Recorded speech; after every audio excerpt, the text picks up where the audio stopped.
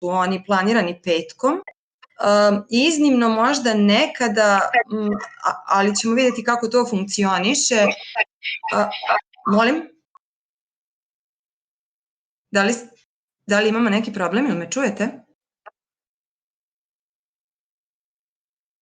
Da li je neko tu? Da li se čujemo?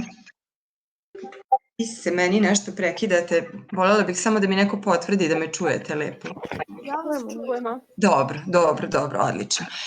Dakle, ovako, treba da se podelimo na dve grupe za ove naše časove petkom, za one koji nisu predavanja, za ova druga dva koja slede. I budući da će u ovom semestru akcenat biti baš na analizi kratkih književnih tekstova, znači baš ćemo raditi ono što su do sada bili praktični zadaci, odnosno u prethodnom semestru različitih oblika, u ovom semestru će uglavnom biti baš praktična analiza teksta i ja se malo iskreno pribojavam kako će to funkcionisati na jednom ovakvom medijumu, ali ćemo se onda potruditi da od toga, pa šta da vam kažem, da napravimo to najbolje što može. Dakle, to će funkcionisati na sledeći način. Uvek ćete nedelju dana unapred dobiti tekst koji ćemo analizirati sa pitanjima koja će biti fokusirana u skladu sa, hajde da tako kažem, nekakvim okvirom teorijske analize koji ćemo prelaziti na predavanjima, sa nekim većim ili manjim odstupanjima, nećemo raditi puno teorije, ali znači ono što nam je model, to ćemo prelaziti i onda ćemo u skladu s tim, da tako kažem, proširivati fokus same analize teksta. I da bi to onda imalo što više smisla, ja mislim da je na ovaj način to jedino moguće raditi ako ste vi pripremljeni, što znači da ćete tekst uvek dobiti unapred. Sad, budući da je danas prvi čas, ja sam bila planirala da jednu malo kraću priču uradimo zajedno, međutim, dobila sam termin za vakcinaciju danas, bukvalno u nastavku našeg časa, tako da danas ćete imati predavanje. I u toku tog predavanja ću vam ja pokazati jedan kratak model analize i to je već sve u učionici. Znači, osim ovog predavanja i priča je tu, tako da ću vas samo onda zamoliti da za sledeću nedelju pročitate tu priču i onako kako vi budete smatrali, nemam ništa protiv, isto se možete organizovati i u grupe i u parove, kako god vam je to lakše, možda i u neke male grupe za diskusiju, odgovorite na pitanja koja su vezana za tekst koji sam postavila u učionicu. To je The House of Asterion. Možete pogledati, znači pročitati tu priču i pogledati pitanja i onda ćemo sledećeg časa na seminaru zajedno proći kroz sve elemente teksta. Ja ću se uvek truditi da, nadam se da će tako biti u diskusiji sa vama, zaokružim analizu svakog pojedinačnog teksta koji budemo radili, jer će to na neki način biti osnova, odnosno ne na neki način, nego na svaki mogući način, biti osnova za praktični deo vašeg ispita. Znači, sad većina vas je položila ispit iz prvog semestra i znate da se on sastoji od kratkog, jako kratkog i laganog teorijskog dela i onda nekih praktičnih zadataka u drugom delu. Pa u letnjem semestru taj praktični deo se u stvari svodi na recimo analizu jednog ili dva kratka odlomka na način na koji to budemo radili na časovima seminara. Znači, sad ćemo da krenemo, imat ćemo predavanje i onda ja moram na vakcinu, so wish me luck with that. A sledeće nedelje ćemo se videti po celom rasporedu, znači obe grupe u terminima koji su dati. Takođe, isto tako samo za neke situacije do kojih možda može doći u toku semestra, imam pitanje vezano za studente dvojezičnih studija pre svega, budući da taj raspored, nemam u vidu njihov raspored časova ostali, raspored grupa ne pravim ja, nego prave drugi koordinatori, da li su oni pogledali, neka mi neko od kolega kaže, da li ste pogledali spiskove koji se nalaze u učionici, da li vam je u redu, mislim, meni je u principu potpuno sve jedno kojoj grupi se vi priključite, da se razumemo kad je seminar, meni je važno da vi slušate, da vi pratite časove, vi možete bukvalno nekada doći u prvu grupu, nekada možete doći u drugu grupu, možete prema svom rasporedu uklopiti koja grupa vam više odgovara. Znači ja uopšte ne pravim pitanje, samo mi je važno mi je da pratite nastavu, znači da ste tu. Pa pitanje dakle za engleski sa drugom stranom filologijom, da li vam je ovaj raspored petkom u redu, važno mi je da vam se samo ne preklapa ni sa čim, da možete da pratite. Da, u redu nam je. Da. Dobro, znači ja sam ovaj raspored, odnosno uslovnu podelu na grupe sam stavila na osnovu toga kako ste podeljeni za pismene vežbe na ovom predmetu. Znači dobila sam te spiskove od koleginica Danijele Prošić-Santovac i od Ane.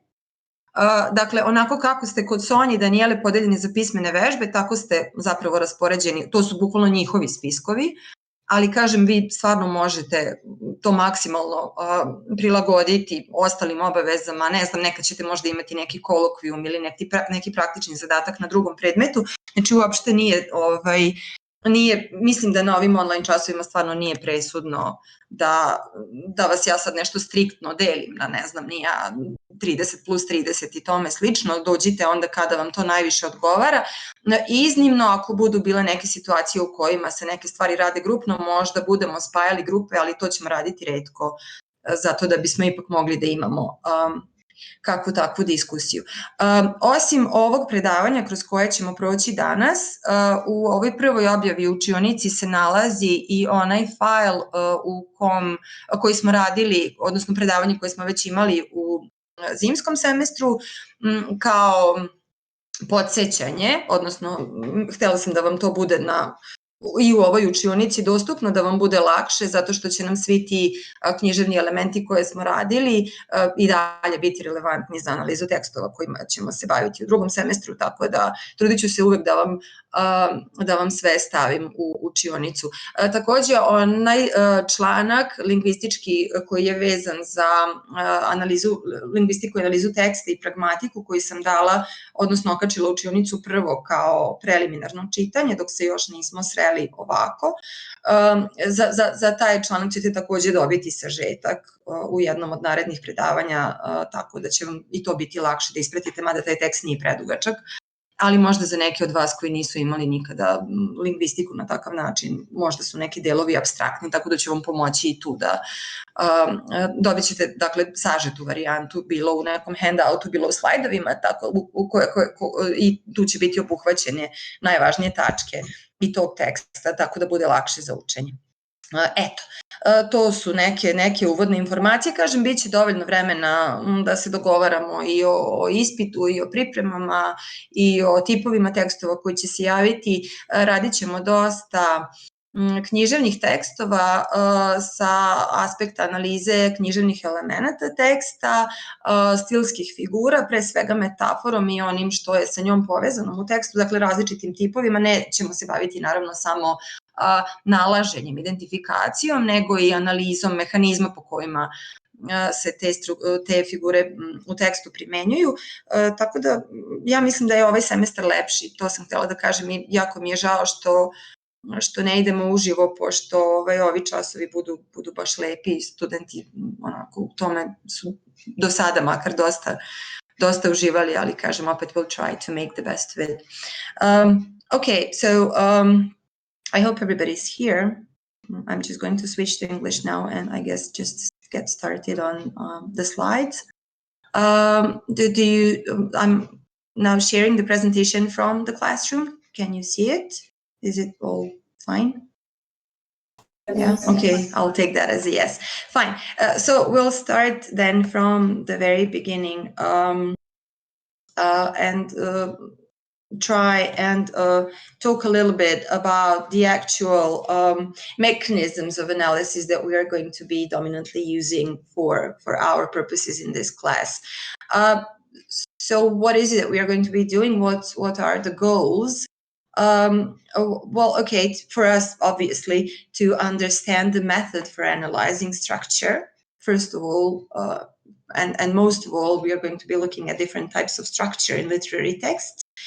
But not just the presence of the structure as it is, but we're also going to be analyzing the use of structure. So like pieces of it and bits of it, which are used for specific purposes that we are going to be explaining when we look at a certain text closely. So like the starting questions, something that we are going to be constantly engaging in, are like some of these things, but not only these things. Okay, so for starters, how has the writer structured the text? Okay, ako vam zvoni mobilni, we can all hear you, so just please, yeah. How has the writer structured the text to interest you as a reader? Hopefully, good writers will employ different kinds of techniques to grab the attention of the reader. Also, how does the writer use language and structure? Remember those things that we talked about earlier, such as lexical cohesion and grammatical cohesion and different types of enhancement and so on. So these things can be used for clarification or to clarify specific aspects of the story, such as point of view, certain mood, atmosphere, context, conflict, subtle elements of the plot, and so on.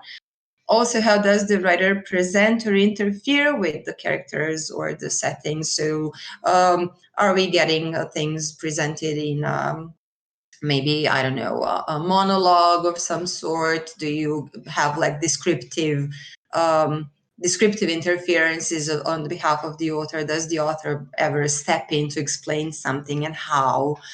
Is it done in first person or in third person? Does he use inclusive view? Things like that. So the idea behind the framework that we are employing here is that we can take, hopefully we'll be able to, take any literary text, well, literary or non-literary. Occasionally we'll be also dealing with newspaper articles and maybe some sort of scientific reports and such things. And then, so we take the text and then we apply the framework that we are working in to that text. And hopefully this will provide us with a systematic method for analyzing textual structure that we identify as present in that text. Now, what do we mean by structure? What is the relevance of the term itself, and what does it contain? Well, okay, structure, which is also sometimes in this kind of analysis called structural features, is always some kind of a pattern, okay? A pattern which is present in the text and can be identified as such.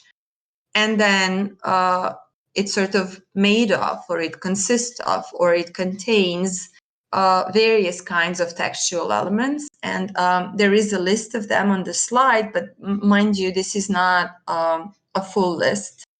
And as I said, as we progress through the semester, the list is going to be longer and more detailed.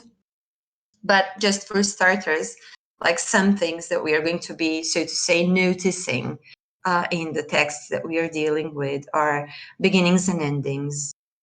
In informal and argumentative writing, these are like introductions and conclusions. But in literary text, of course, that works a little bit differently. Discourse and context, different types of context, especially intertextuality. This is another key term that we are going to be talking about a lot in this semester, explaining it and applying it and experiment with it and so on. Topic change or topic changes, aspects of cohesion, so lexical cohesion, grammatical cohesion, construals, information structure, and so on. Perspective shifts from, I don't know, for example, from first person to third person, or from third person to second person, or addressing a group, or something like a collective insight, or an omniscient author, these kinds of things. Also, a specific language which is there to, in some kind of a pre-designed way, attract the reader's attention. We also call this foregrounding. Foregrounding, this is something that I'm going to be explaining today in the continuation of today's lecture. Foregrounding is a technique that has to do mostly with language, but it's not always just language related. If the circumstances allow, it can also be visual, and it can be related to sound and smell and all kinds of music, all kinds of things. But for us, it's going to be mostly language, obviously. Context, both textual and situational, so both linguistic and non-linguistic. And of course, with those texts where all these things apply, they're not always going to be, not always are all of them going to be relevant. But if they are, then we're going to discuss them. Deixis and deictic expressions, obviously grammar, not just in terms of grammar cohesion, but grammar as such as a system which is there to make the text understandable. Construal, metaphor and literary figures and other figures of speech, and then these elements that you're already familiar with, such as atmosphere, mood, tone, characters, plot, conflict, and so on. Okay, so these are textual elements which can be combined in different ways to actually make up a structure. So that's why we say that, you know, we're dealing with structure. Am I going too fast? Maybe is this okay? If you have a question at any point, just feel free to ask a question or interrupt me. It's okay. We have time. Okay, good. So moving now into the explanation of this introductory textual elements, and we start with the context. Now you know a little bit of about the context, you know how to define it, and you know that you have these two types which can be constant or which can be applicable to any text or be related just to the text itself. Just some additional explanations which can be relevant for contextual identification.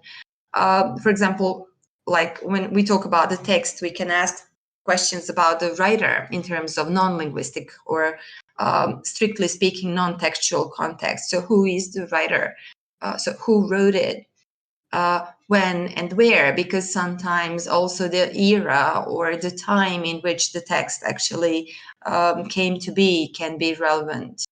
And I'll be giving examples of such texts throughout the semester also, can be relevant for better understanding.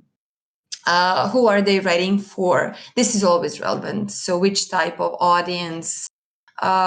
Is something expected from that audience? Are they supposed to have some kind of a preconception or a background knowledge? Are they expected to already know something about the subject or not? You know, things like that.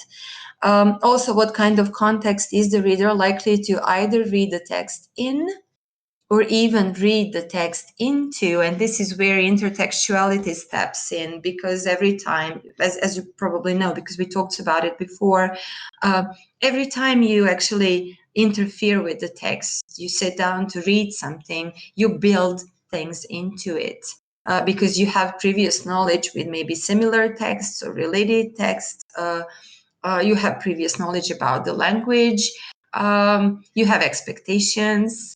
Sometimes you may even have certain prejudgments about something. So when you interfere with the text while you're reading, you always build parts of your personality, even if you will, into this new material. And this is all about intertextuality. So this is one level of the intertext. And again, as I said, we're going to be talking about intertextuality in a lot of detail during this semester. Today, we just start from this very, very general working definition and explanation, just so that that you are reminded of what it is and that you know, like, which direction you can expect this to go into from now on. So for like the starting working purposes, we define intertextuality as a interrelationship between texts, especially when it comes to works of literature. And this is the way in which similar or related texts influence, reflect, or differ from each other. But obviously, texts do not do this to each other. I mean, it's the reader or the writer or whoever interferes with the text that does this, because you carry this pre-experience with you and then you build it into your new textual encounters basically every time that you read anything ever. Okay, another textual element which, let's say, is new and was on our today's starting list of elements that make up textual structure is construal. And this is quite interesting, I think, because this is something, widely speaking, it's something. It's the ability or something, the context that provides you with the ability to perceive and describe the same situation in a limitless number of different ways.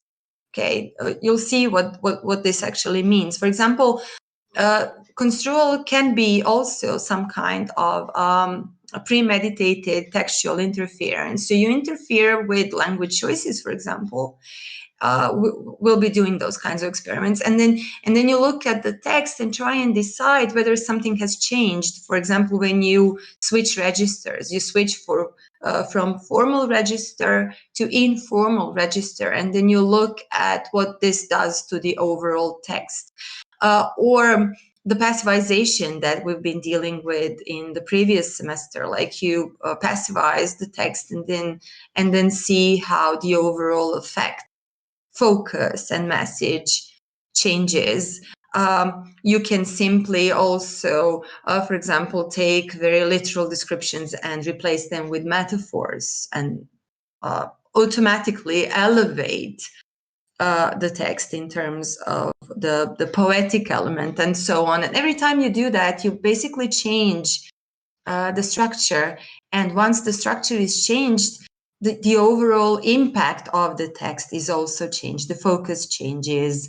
The things that stick with you later, hopefully, also change, become foregrounded, and so on. So that's what we mean by construal, right? The same facts, let's say facts or events or conflicts or plots, which can be built into different kind of story. Also, for example, a transformation from a poem. So you take a poem and then you turn it into a story, or vice versa, right? So you change the shape of the text, the message, the change of the overall impact, and the message will also follow. It's going to get altered.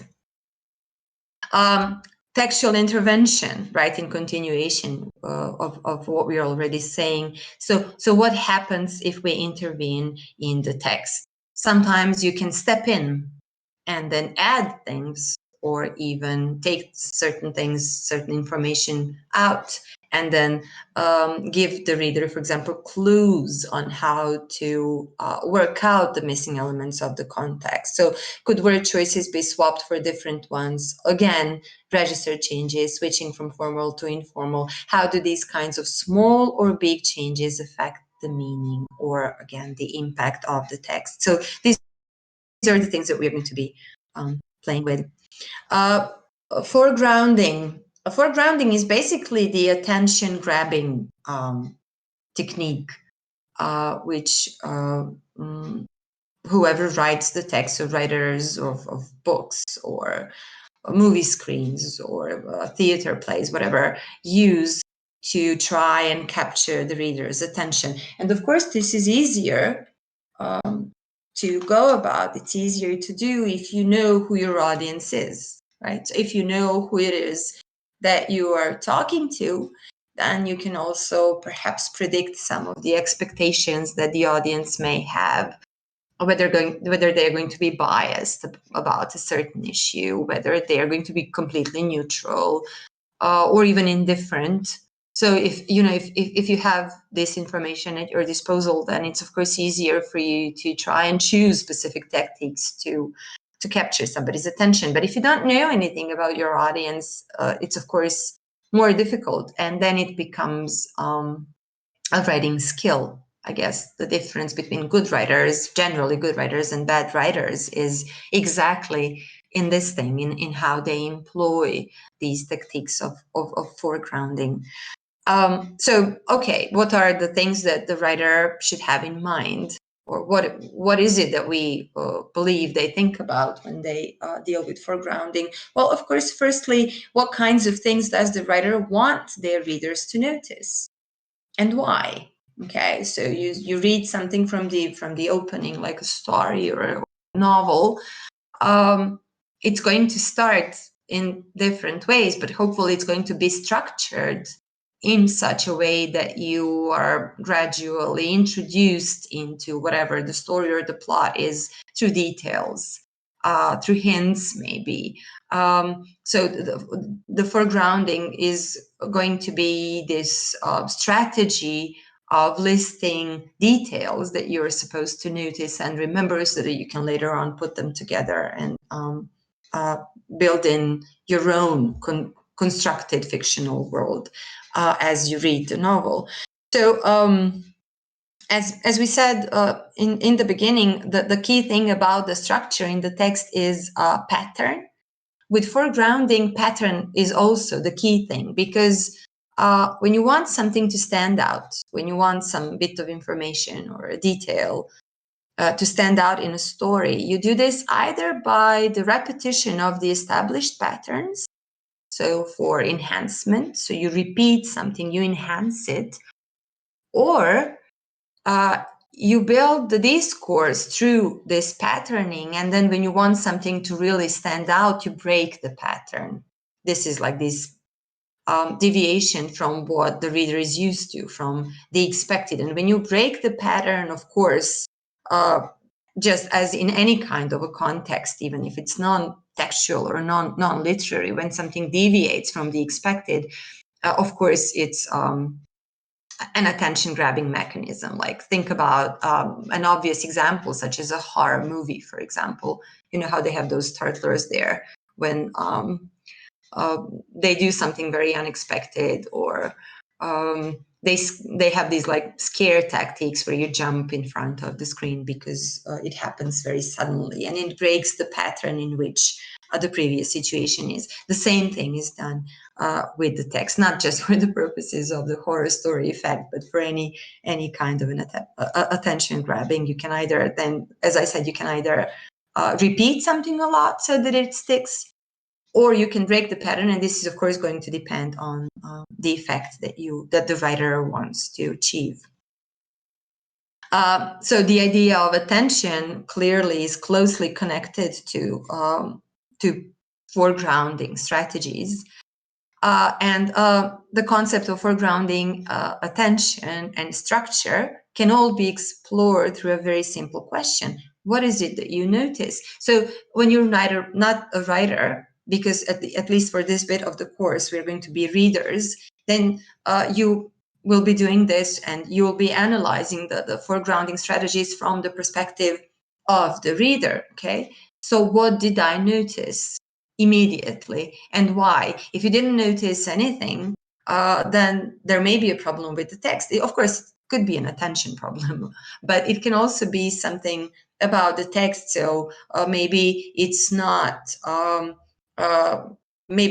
employing the technique in the best possible way. So we are going to be looking at the changes also which can be made to the text to make it maybe better or more vivid or more interesting or whatever. So in other words, foregrounding is the way in which certain parts of a text stand out. That's the thing that we are going to be looking into.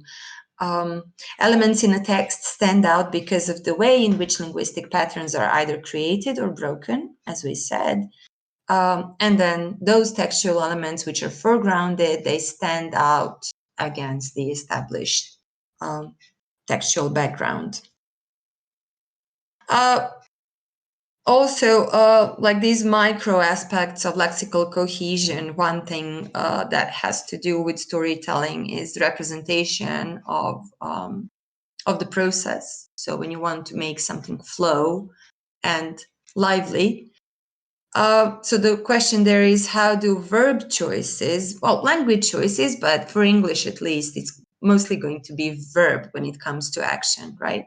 So how do verb choices contribute to the way that people, places, and events are represented? And of course, this is kind of obvious and expected, that action processes are going to be described by or with doing verbs, so verbs which represent certain types of actions. So I don't know, if it's an event of walking, you can use things like stagger or wobble or wade or traipse, right? So you can use very, very specific language choices to indicate the details of the action that you're describing. And in that respect, English is probably the most grateful language in the world because it has the biggest the biggest lexicon, at least as far as we know, of all natural languages. So you basically have a word for everything and for every shade of everything, not just colors, but events as well, in English. So you can be really as specific as you want. Cognition processes are described with thinking verbs.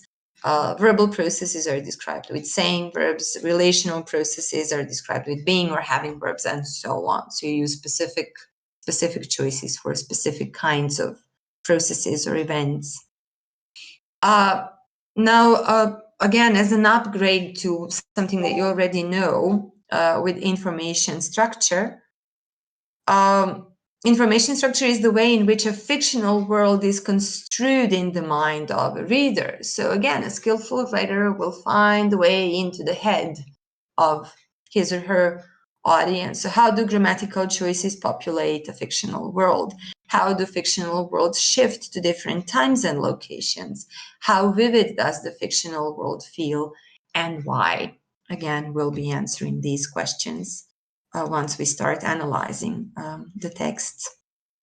Next element is modality. And these are different ways in which attitudes, degrees of certainty and possibilities are created in the text. And this is modality is typically expressed through modal verbs and modal adverbs, but it can also be expressed in other different ways, through specific language choices, even syntactic choices, such as, conditionals, for example. And there's this division into two. There are more than more than two types, but these two are going to be crucial for us here. The rest of it is just grammar. So I'll try to leave that additional information out unless we really need it. So we say that the ontic modality expresses obligation, duty, permission, and commitment. So modal verbs such as must, for example, constructions such as you are allowed to, you have to, and so on, would be the tools for expressing the ontic modality. Epistemic modality, on the other hand, expresses possibility, choice, and knowledge. So things like might, he might be in the house, choices like that. So it's not about obligation or duty, it's more about the level of possibility indicated in the text. Then we move into referencing. And so the question is, how are participants and things, objects, concepts, events even referenced in the text? And you, of course, have different means for doing that. You can use articles, you can use pronouns, you can use deictic expressions, you can use contextual information, anaphoric chains, relative clauses, all these things that you already know about. So when we analyze this in a specific text, and if we are closely looking at the referencing chains, that we're going to identify the exact means of referencing which are used in the text that we are analyzing. Metaphor, and I expect this to be familiar, at least this introductory part, although we are going to be dealing with metaphor in a lot of detail, and then types and the mechanisms of construction. But I'm hoping at least that this is something that you know from before. So when we talk about a metaphor, we say that this is a literary figure used to understand or perceive one concept in terms of another, one thing in terms of another similar or in some way related thing. So metaphor can, of course, radically affect the way something or someone is represented. And as a literary device, metaphor creates implicit comparisons without the expressing linking elements such as like, or as you are like a flower. This is a simile, but if you say you are a flower, this is a metaphor. And it's a very simple formal distinction that has to do with the very structure of the literary figure, and that can help you differentiate one from the other. So metaphors are more subtle. So this is useful in literature for using specific images or specific concepts to state abstract truths, for example. This is not the only thing. And I have a brief, very, very brief example, the poem by Robert Frost, which is called Fire and Ice. And okay, I'm just going to give you a minute to read it through. And then I'll offer a very, very brief explanation, just as an introductory explanation for the metaphor, because as I said, we're going to be dealing with it a lot.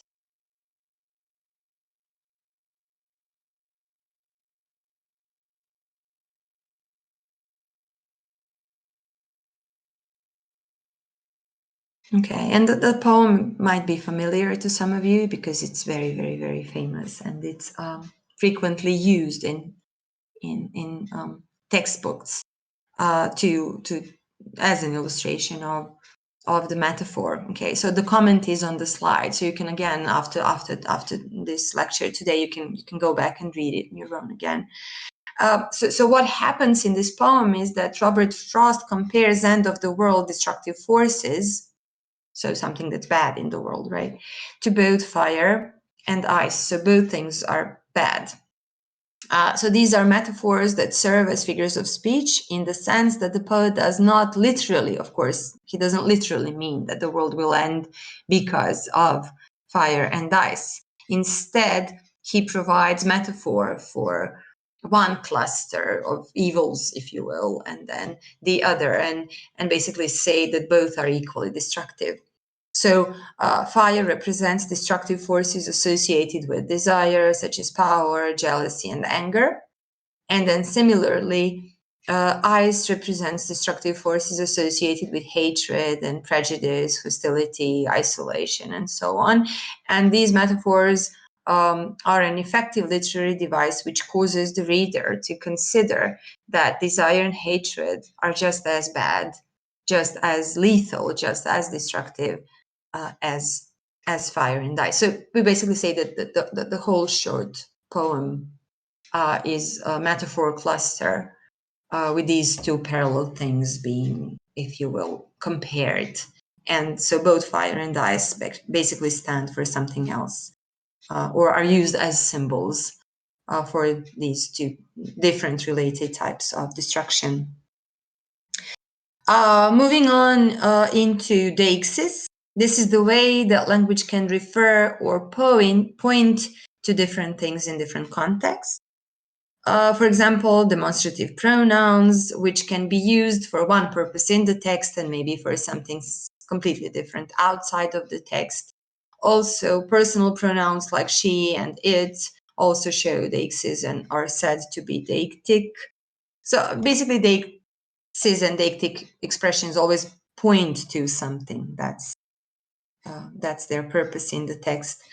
Deictic choices have a significant bearing on how close or how distal the text can feel. So if you use a lot of you and this, it's of course closer than over there and them, which makes it more distal. So we'll be looking also at these things in the texts that we encounter and try and analyze how deictic reference works. So, for example, the uses of proximal deictic terms like this and you can create the impression that the writer and the reader are sharing the same space or even the same perspective, even the same emotional load about the events presented in the text. Pronouns, again, the key question is how does the pronoun system contribute to the writer-reader relationship? So things like inclusive we or even exclusive we. So whether the writer is included into the same perspective, sharing the same perspective or the same space with the reader. Also variations between inclusive and exclusive, us and them, and referential links and so on. And mind you, these things are frequently not constant in literary text. They can switch and you can have these perspective shifts And if that happens, this is also part of the writing strategy, which is usually done for specific effect in the story. Again, just a brief reminder on cohesion as a textual element, which, as you know, can be grammatical and lexical. And by grammatical cohesion, we mean close patterns which tie longer stretches of text together, typically through coordination and subordination.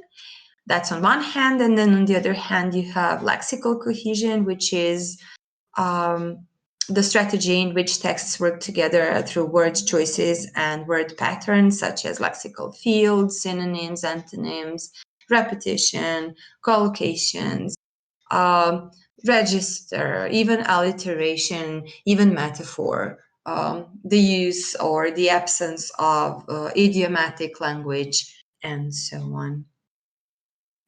And finally, visual grammar. These are the visual elements of the text. So whether you have, I don't know, block text or something that has a lot of paragraphs, whether there are pictures there. If it's a book, then the book cover, right, which is also there as some kind of commercial, something that is also there to attract attention. So text layout, the use of color, images, logos, right? Fonts even, right? The letters, the shape. So whatever is the shape of the line that represents the text would be an element of visual grammar. Symbols, icons. Does the text have some other kind of a specific shape, and why, and so on. Okay, so this is not always relevant, but it can be. So we also pay attention to that if it's present, if it's there in the text. And this is about that I had for today. In continuation, and I'm going to ask you, because we're running out of time now, I'm going to ask you to read the text. It's a very short passage. It's right here on the slide. So I'm going to ask you to read the paragraph. The paragraph is followed by a very, very detailed comment in terms of a textual analysis. From two aspects, from the aspect of the relevant people, so characters, and the place, because these are the two prominent elements of the structure in this particular passage. And so we don't have the time to do it now, so I'm not going to rush through it because it would just be bad. But I'm going to ask you to read the passage and then read the comment for both people and places. You can go back and forth and identify. It's a step-by-step analysis. Identify the stretches of language which are relevant for both aspects, and then you can use this, or at least I hope that you'll be able to use this as a model that should help you to read and analyze, well, not analyze, but read and then hopefully answer the questions which are in the follow-up of the House of Asterion. So it's the discussion section, which is right below the text. I would also encourage you to, when you do this, and this is, let's say, next week's homework, so we are going to deal with this text in detail next Friday. Please look up the vocabulary also, if there is anything, if there are some new words or maybe expressions that you're not sure about, look them up so that you don't have any kinds of language issues. And then we'll just take it from there and hopefully discuss this together next time I see you. So this is it for today, at least when it comes to the lecture. Are there any questions at this point? Okay. If something comes up before I see you next week, then feel free to either leave a comment in the classroom if you want this to become a class discussion, or you can write me an email if you want to ask me something. So I would then close this for today. And thank you for your attention, and I'll see you next week. Okay, bye. Goodbye. Bye. Bye. Goodbye. Goodbye. Bye.